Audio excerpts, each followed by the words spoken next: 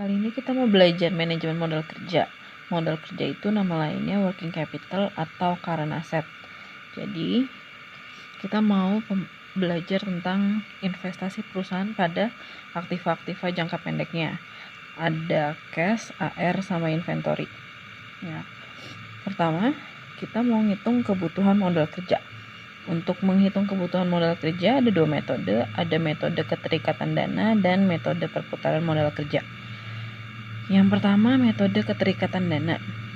Nah, kita mau ngitung kebutuhan modal kerjanya itu dapatnya dari periode terikatnya modal kerja dikali pengeluaran kas ditambah safety cash.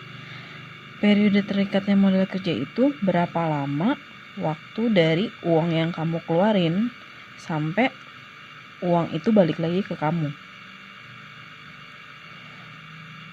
Terus kalau pengeluaran kas, uang yang dikeluarkan setiap harinya. Terus kalau safety cash itu jumlah uang minimal yang harus ada. Nah, contoh soalnya itu ada di slide ke-8 di PowerPoint-nya.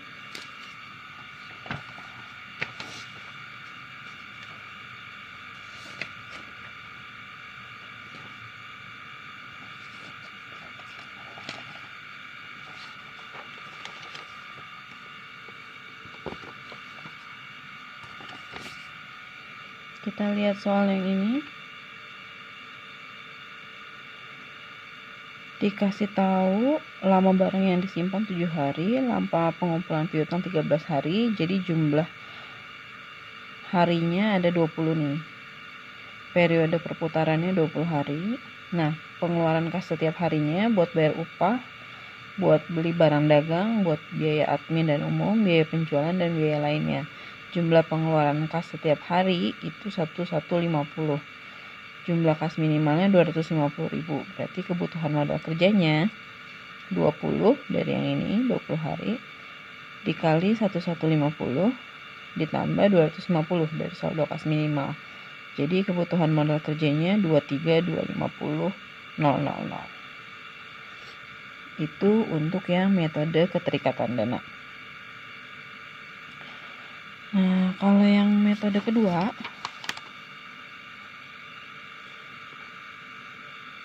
metode perputaran modal kerja, kebutuhan modal kerjanya didapat dari penjualan dibagi perputaran modal kerja.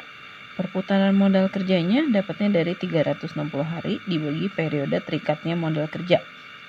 360 hari kenapa? Karena diasumsikan 1 tahun 360 hari. Nah, terus periode terikatnya modal kerja dapatnya dari lama perputaran kas ditambah lama perputaran AR ditambah lama perputaran inventory. Lama perputaran kas itu sendiri ngitungnya dari 360 dibagi cash turnover. Lama perputaran AR-nya juga dapatnya dari 360 per AR turnover. Lama perputaran inventory dari 360 dibagi inventory turnover. Nah, yang namanya turnover itu kan biasanya atasnya sales. Cash turnover berarti penjualan dibagi cash, AR turnover, sales dibagi AR, inventory turnovernya kita pakai yang by cost, makanya COGS dibagi inventory. Nah, contoh soalnya kita lihat yang ini. Ada data neracanya per 31 Desember 2013, satuannya dalam ribuan rupiah. Terus ada laba rugi 2013, satuannya juga dalam rupiah. Kita disuruh hitung perputaran modal kerjanya.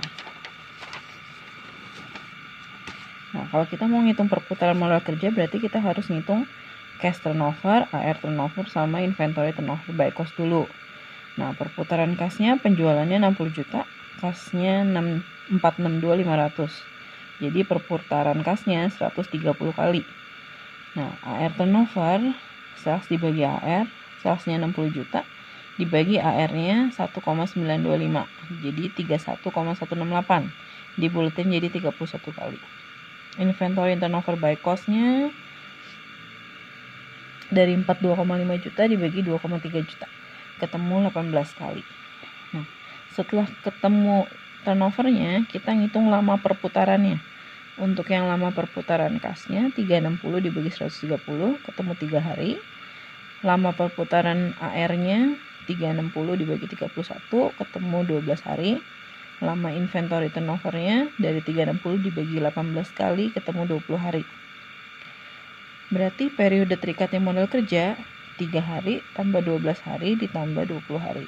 Ketemu 35 hari. Nah, perputaran modal kerjanya tadi 360 dibagi periode terikatnya modal kerja. Berarti 360 dibagi 35 hari. Ketemu 10 kali. Nah, kebutuhan modal kerja tinggal penjualan dibagi perputaran modal kerja. Tahun depan penjualannya mau 75M dibagi perputaran modal kerjanya 10 kali. Jadi ketemu kebutuhan modal kerjanya 7,5.